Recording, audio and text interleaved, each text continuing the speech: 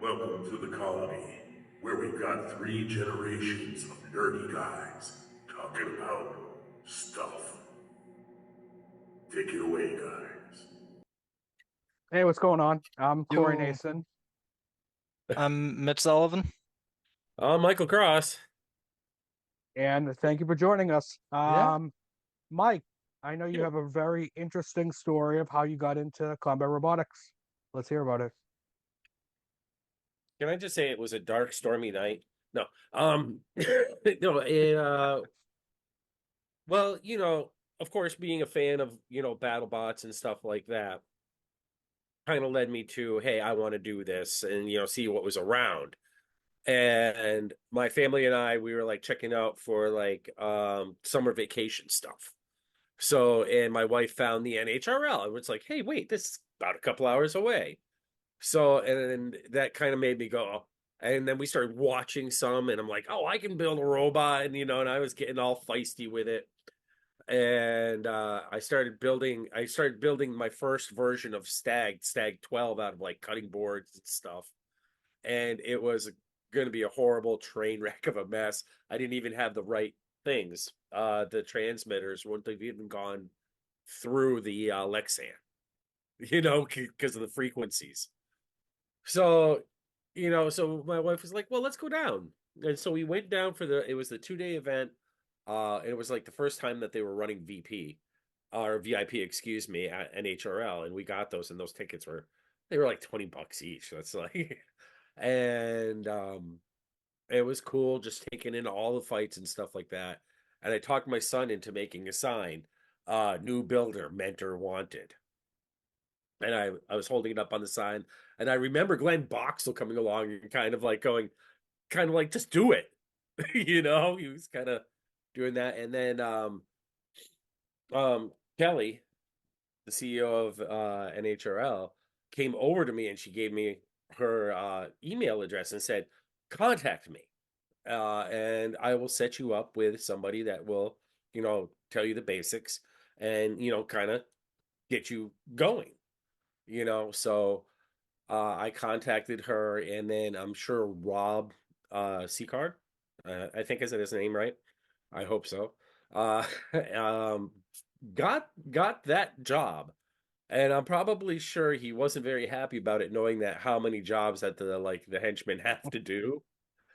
But him and I, we did some FaceTime, and I told him what my concept of the robot was, and he started telling me options. I didn't know there were so many options, and my head imploded. So it was on to making kits. And from the design that I told I wanted to make, I want, with the forks in the front, the little spinner in the front, and, a really durable bot. Rob was like, grab a D2 kit and let's go over to FingerTech and find a weapon that would most suit what you're looking for. And that was the little hub drum. And I got the forks, and it was just like, it was an experience just trying to figure out how to get that drum centered. So in September, I was making it for my birthday to go and compete, and it was quite an amazing thing. So that's kind of how I got into it. Just started that one event, and was just kind of like, I can do better. I can do better. This is fun. Wow. But that's kind of how I got into the combat robotics. And to build context, are you an engineer? Oh, no. No. Um, I spent 30 years in light industry as machine operator. And that coupled up with um, my dad showing me stuff around the house, how to work on a car, your basic like tools of the day back then, was what I learned. So no, I'm not an engineer, or a college student, really. Just blue collar kind of guy. All right, we're gonna bring it to my right, Mitch. Yeah, Tell us about so your I'm experience. yeah, I'm Mitch. I've been doing robot fighting for a little less than 2 years now. And I got started or I got interested in the sport when I was in, I think, second grade, and I was involved with scouts, and I built a Pinewood Derby car with all these cool blades and flames and all this all over it. And then somebody, while we were weighing it in for Pinewood Derby, said, "Hey, that kind of looks like a battle bot." And then my dad or I'm like, "Hey, what's a battle bot?" And my dad's like, "No, don't tell him. He's gonna want to build one." And then my wallet's been ruined ever since. But I ended up for the next like 7, 8 years, I watched the show and I kept watching the show and I loved the show. And BattleBots. Eventually, I got into Robot Wars. Eventually, I started watching videos of little robots, beetle weights, ant weights, and I started kind of realizing, hey, this is something I might be able to do. And so I ended up finding NHRL, National Havoc Robot League in Norwalk, Connecticut, which is crazy close to some family members of mine. And I ended up just going down one day. And funny enough, I know Corey, you were competing at the event that I went to, and I thought your robot was very cool because it was based off of a robot that I liked from TV. And I remember being like, "Whoa, that's David Jin. I've seen him on TV." And I was like starstruck. And I ended up going for September 21. I spectated. And then I went and watched for December of 21. And then after that, I got kind of ingrained into Team Stamina through John A. Sumpas. I ended up building a FingerTech beater bar kit out of cutting board, hopes and dreams, and robotic illegal substances. And it was interesting. I got bored with it, built a dinky little vert. And yeah, I've just been kind of experimenting around building since. All right. And as far as the context, what is your background? I'm a high school student, so very little actual like physics or engineering kind of background as of right now. No MIT. Unfortunately, not. Only on the weekends sometimes. Yeah. You know. All What right. about you, Corey? Corey, tell us about you. Well, you see, out of the three, I feel like the old timer. Hey, I'll go way back. I want to say 1999. I had seen BattleBots Comedy Central, and around that time, they ended up coming out with I think Tycho RC made them. They had the Biohazard and I'm drawing a blank. Donald Hudson's the Claw Dissector. and the Dissector, and my father bought both of them. We ended up building, I think it was like a 6 foot by 6 foot wooden like sumo arena, and me and my dad, we would just fight with them. It was awesome, and we would play around. And then shortly after, though, BattleBots kind of fell off the air. The Comedy Central, it wasn't there. Just reruns and whatnot. Flash forward to 2014, I ended up finding the Combat Robotics group on Facebook. And I saw that Massachusetts actually had a scene at the time, Mass D, and effectively I wanted to go and see what it was like because I didn't know that they had smaller weight classes. Like on TV, I believe they had 60s, 120s, and then the heavyweights at 250. 340s too. Yes, the super heavyweights. And so I went. It was awesome. It was plastic ants, 1 pounders, and 3 pounders. At this first event ever, I got to meet Jameson Go, Charles Guan, Alex Hattori, Fred Moore. There was a whole spectrum of everyone, and it was awesome. Jameson even had, I think, 2015, I believe this was. He had the first iteration of Sawblaze there in the corner, which was awesome because it kind of put into perspective of how big heavyweights actually are, and Sawblazer is not a small robot. So I said, this is what I want to do. So I talked to people. They said, get a 3D printer. So I got the good old trusty ANET A8, the one that uh, tends to catch on fire. I had good luck with mine for the time being. I looked at what robots that interested me, and Tombstone was the robot that really popped out. At the time, I forget what I was watching, but I just remember Angry Birds movie came on, and there was a character called Mighty Eagle. So sure enough, my first robot was called Mighty Eagle.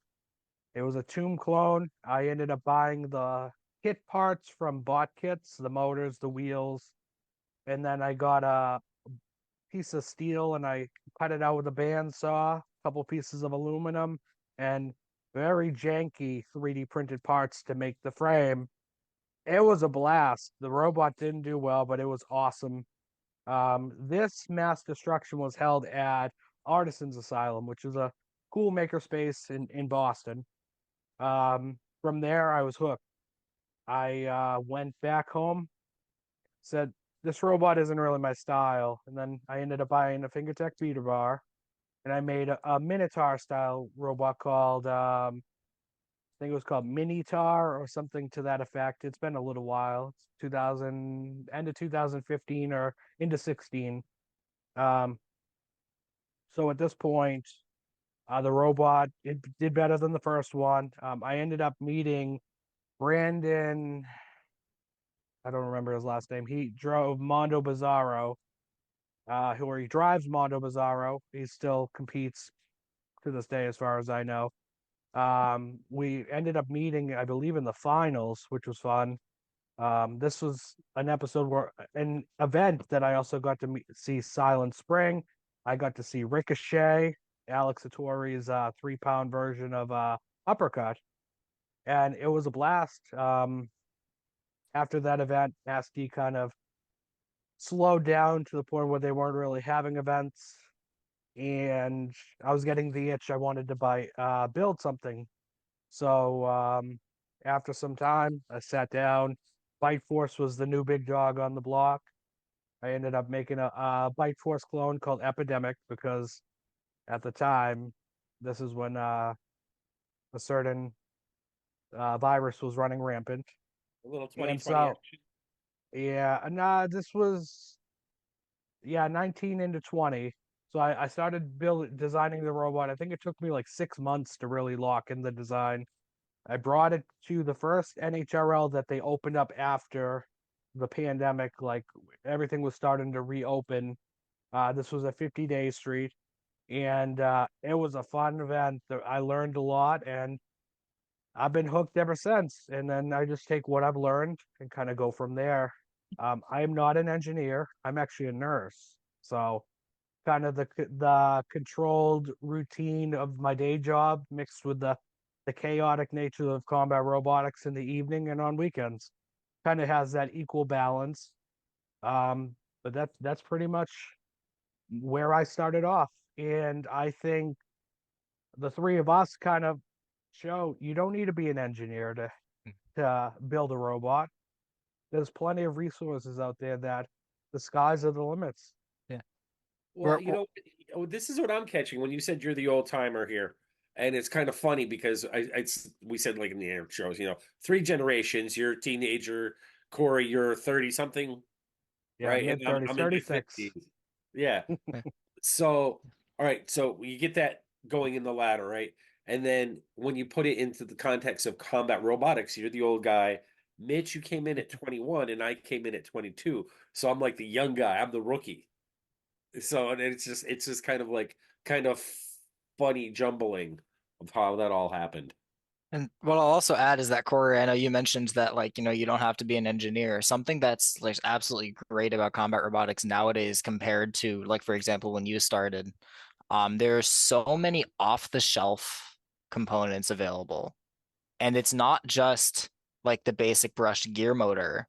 There are, multiple styles of brushed and brushless gear motors and electronics and even like weapon assemblies and to some extent kit bots. And it's such a great time, I think, to get in because now you don't need to unnecessarily know how to CAD out a full design. You don't necessarily need to start with like engineering skills. You can kind of get a building block and then modify it how you want and then build up from there. And then you can develop those skills over time. I think like if you built like model plastic cars when you were like a little kid, even if they were the snap-ons, Yeah. You could probably manage doing a kit. Absolutely. I feel some of the kits, everything comes effectively cut to however it needs to be. It's made to in such a way that it's very minimalistic as far as you may need a screwdriver to put it together. You may need to solder some stuff. However, there are kits and components and everything for all levels, whether you're just starting out, you have no knowledge at all how to solder wires, all the way up until okay, here's the components that you can use and you can assemble it yourself. It's nice. You could be in the same cage as a 6-year-old where you're having someone that's in their 70s. So it's like it's a very welcoming I find it community. like very funny. You guys are probably can even elaborate more on this.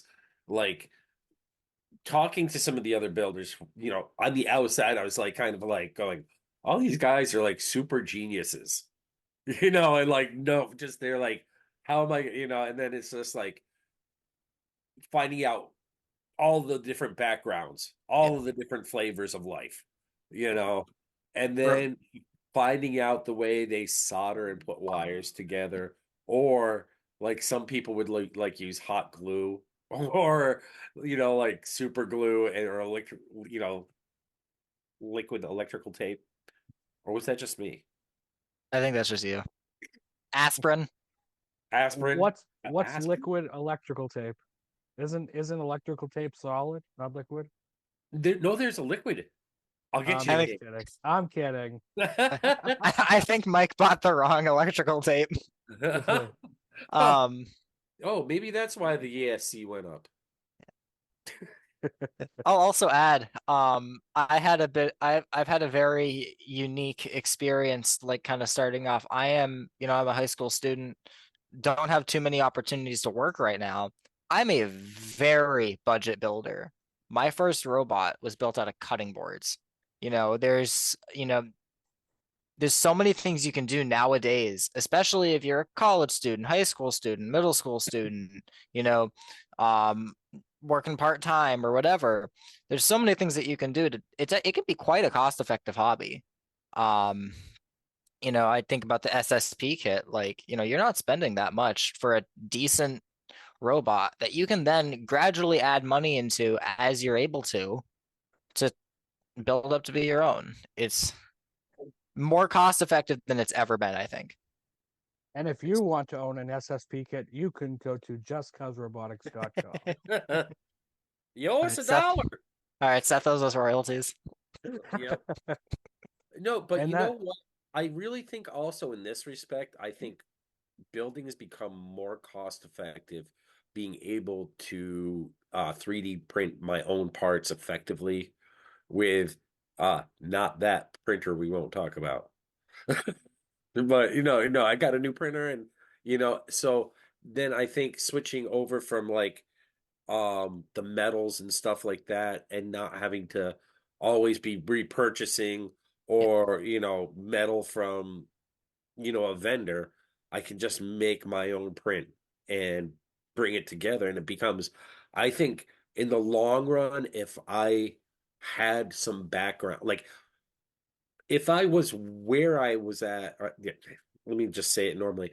If I knew what I knew like a year ago and I had the access to a printer, I think I would have gone with a printer over a kit Yeah. because it's in the long run more cost effective to get away from a kit and do your own thing. I have with me right now, my Beetle weight, and I'll just point out 3D, this motor mount's 3D printed, this whole like wheel guard front assembly is 3D printed, the bases of these wheels are 3D printed, the weapon assembly, the vast majority of this, besides the blades themselves, 3D printed. It's just easily been like the most important, like kind of evolution that we've had in combat robotics is the ability to just spend $200 on a 3D printer and then $20 on a roll of filament and just print out whatever you need, whatever you could possibly want to build. It's amazing. And Yeah, I think UHMW. Yeah. Thank you, Corey, for introducing me to the wonderful world of UHMW. Because Yes. like this frame here, the on the inner frame, now this is the stuff that I had manufactured at the beginning of last year. And it's gone through a whole season of, Mm. stuff, and it's ready to go for number 2. Yeah. And that was like I did 4 frames, and that was pretty much the same cost for 1.5 metal frames of the Bobcat. Mhm. So, and I could go and I could like any of those panels on the bot kit could be compromised in one match and just done. So that's I should have been budget friendly and budget minded when I was building, but I had credit cards. Yeah, I think between Just Cause Robotics, Repeat Robotics, that's your electronics, and then they have Send Cut Send or Mm. CNC Madness for your physical manufacturing, whether it's UHMW, the steels we use in the weapons, the aluminums or any other metals or plastics for the frames. Between that and I mean, there are so many other McMaster Car. Yeah. The amount of resources that physically exist now compared to say 5, 10 years ago is exponentially higher. So it's nice. And then even a 3D printer, yeah, looking at the 2 to 4, even $500 price range. Hmm. But you got to think that's an investment and it's only like a one-time fee where you're buying the printer, but now you don't have to buy the printer every single Yeah. time. You're only spending the money on the spool. And now instead of spending like, 80 to $100 per frame on, for example, a 3-pound robot, now you're spending, right? You're using half a kilogram of TP, that's $10. And then probably about a day's total of printing. It's Yes. And all educational, yeah. because you're going to run into situations and you're going to like YouTube or something, figure out how to fix my printer, Yeah. things like that. And as long as you don't have an ender, like it's working with a printer, it's pretty easy to for context, all 3 of us have had the 3D printer, the Ender 3. It's the budget bottom of the line printer. I know me and Corey, at least I don't know about Michael. Ours broke down within a week before an event. Yeah. I had 2. I did this deal, and I should have known right off the get that it was like Amazon returns. You can get 2 for the price of 1. So I got double the trouble for half the price. And like I was pulling my hair out and talking to Corey all the time, going, "What am I doing wrong?" And it's just like, just do this. And like, even with all that, it kind of almost worked, with somewhat regularity, but it was like a wing and a prayer. And then finally I upgraded to the bamboo, and Corey was gracious. I should give you your money back. For the Yeah, it's all for good. the printer, just to see what Corey could do with it. And I think that printer broke you into getting a bamboo. Oh yeah. So it was like I have it, and I've toyed with the idea of bringing it to an HRL and putting it in the free box with just a little sign on it saying "cursed," and see if somebody actually takes it. And I'm like, hey, and my hands are clean, man. It was I warned you, it was cursed. You know. Yeah. Oh, Ender 3's aside, 3D printers are great. And it as as Michael, as you mentioned, it's a great way to get hands-on with it. It's a great way to learn about how different hardware things work, how various motion systems work. And it's the future of combat robotics. It's the future of a lot of other things in our day-to-day lives. I wouldn't be surprised if 40, 50 years from now, everyone has a 3D printer in their home. Or if their home was 3D printed, That too. That because does that is a exist thing. nowadays. Yeah. Maybe they'll live inside a 3D printer. Well, right. wait a minute. Isn't that a holodeck or something? All right. So thank you everyone for listening Yeah. to us. This is kind of the jump start of how each of us got into the fun and silly sport of combat robotics. Let's catch you in the next one. Yeah. Yeah. Stay See ya. positive. Bye. Bye. Bye.